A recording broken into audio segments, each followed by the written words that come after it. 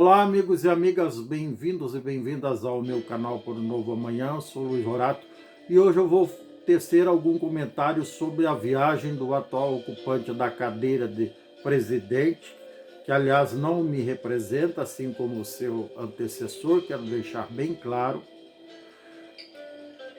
que está sendo muito mal vista por grande parte da população, sobretudo dirigentes de países democráticos, que aliás ele foi o único dirigente de país democrático que foi lá festejar junto com o Putin a festa dos 80 anos, com 3 dias de duração, da vitória sobre a Alemanha nazista, a Alemanha de Hitler. Ele jamais deveria ter feito isso se fosse um indivíduo sensato. Isso nós todos sabemos que não é. Mas ele estava aí se justificando numa entrevista, que eu vou falar sobre ela daqui a pouco. Mas o comentário que eu quero tecer é o seguinte. Minha mãe sempre dizia, repetia provérbios populares, um dos quais era: quem com os porcos se mistura, farelo há de comer. E tem uma outra versão mais simples, que diz a mesma coisa: quem com os porcos anda, farelo come. E tem um outro ditado popular muito usado, que é atribuído à Bíblia, embora tenha inspiração bíblica, não é um texto bíblico, mas que diz o seguinte: diz-me com quem andas, dir-te-ei quem és. Minha mãe repetia bastante isso também. Isso significa que nós devemos evitar as más companhias, não podemos andar nem ser vistos e muito menos influenciados por pessoas de má índole, que é o caso lá do Putin.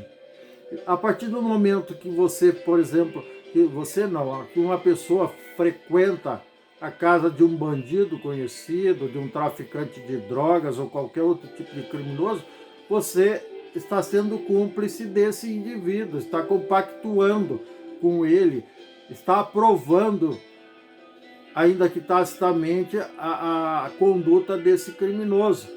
É o mesmo que o Lula fez ao ir à Rússia festejar com o Putin os 80 anos da vitória da Rússia, juntamente com os países aliados, contra a Alemanha nazista, a Alemanha de Hitler, que provocou o Holocausto, que dizimou mais de 50 milhões de mortes, 6 milhões só de judeus naquela época. Então isso é muito triste. É mais triste ainda o Holocausto, evidentemente, mas é triste também a atitude do chefe maior do governo brasileiro, que esse gesto dele significou que ele não desaprova a conduta do Putin de ter invadido o país vizinho, sem mais nem menos, ter causado a morte de milhares de soldados russos e milhares de pessoas também do lado ucraniano, que foi atacado. Uma guerra que dura mais de 3 anos, foi deflagrada pelo Putin contra a Ucrânia em 24 de fevereiro de 2022 e persiste até hoje. E justamente o Putin, apesar dos esforços internacionais e diplomáticos, ele insiste em manter a guerra, não quer nem saber de cessar fogo, de finalizar a guerra, muito pelo contrário, ele quer tomar posse na mão grande, como todo pilantra faria, dos territórios supostamente dominados dentro do país vizinho, dentro da Ucrânia. E esse território já é alguma coisa em torno de 20% ou mais do território ucraniano. E o nosso representante, se dizendo, falando em nome do povo brasileiro, como eu disse, ele não me representa e não representa a maioria das pessoas. Isso eu já provei matematicamente aqui no outro vídeo. A votação que ele teve no segundo turno não significa que todas as pessoas que votaram lá nele no segundo turno aprovavam. Muitos votaram nele, milhões votaram nele para não votar no Bolsonaro. E vice-versa, milhões dos caras que votaram no Bolsonaro não votaram no Lula, porque não aprovam o Lula. Ou melhor, não aprovam o Bolsonaro, só votaram no Bolsonaro para não apoiar o Lula e assim por diante. Mais ou menos essa é a matemática. Mesmo assim, a soma da quantidade de votos nulos, de abstenções e de votos em branco supera a quantidade de votos que elegeu o Lula. Então, somando tudo isso, mais os votos do Bolsonaro e mais os votos das pessoas que votaram nele só para não votar no Bolsonaro, a aprovação máxima que ele teve aí foi 20-25% do número total de eleitores. Talvez não chegue nem a isso. E o cara se acha representante de todo mundo. Não é. Não é, nunca foi, jamais será. Aliás, eu não votaria nele nem para porteiro do condomínio que eu moro. Simples assim.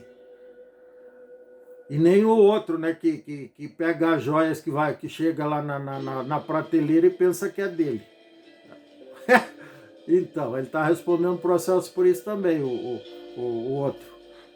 Todo mundo sabe quem é o outro. Imagina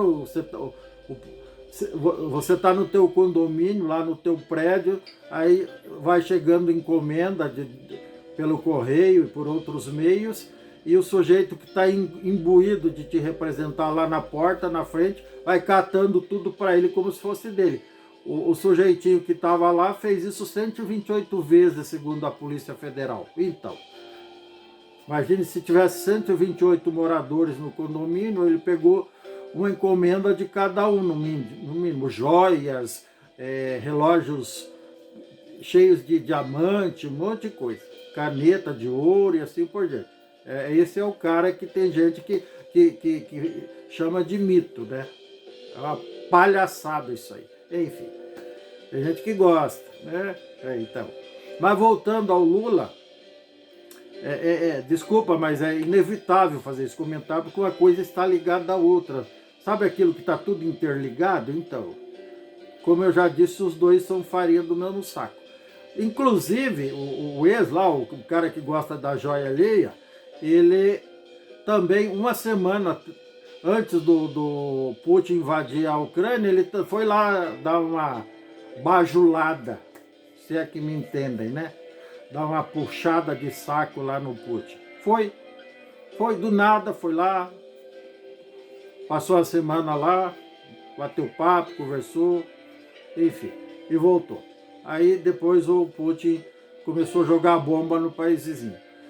Esse sujeitinho voltando ao presente, o sujeito que aí está, esse governinho que aí está, como diria o Brizola, fez essa pataquada e na entrevista de hoje ele não teve sequer a decência de dizer que foi a guerra da Rússia ou do Putin contra a Ucrânia. Ele disse que foi a guerra da Ucrânia na entrevista. O repórter perguntou se ele não se sentia mal, não achava que seria, entre aspas, descredenciado para ser o mediador da paz entre os dois países, por conta dessa atitude parcial de bajular o Putin. Aí ele começou as ilações, as divagações e os delírios e não respondeu a pergunta. É isso que tem gente que gosta, acha que presta, não serve, tá bom? Lamentavelmente, é isso que está acontecendo. Esse sujeito não nos representa, é parcial sim, é despreparado sim, não nos representa sim e raramente faz alguma coisa servível. Normalmente só presta um desserviço para a sociedade. Se ele embarcasse naquele voo que a NASA está planejando para Marte e ficasse uns 100 anos lá, ia fazer um favor para o Brasil e para a humanidade.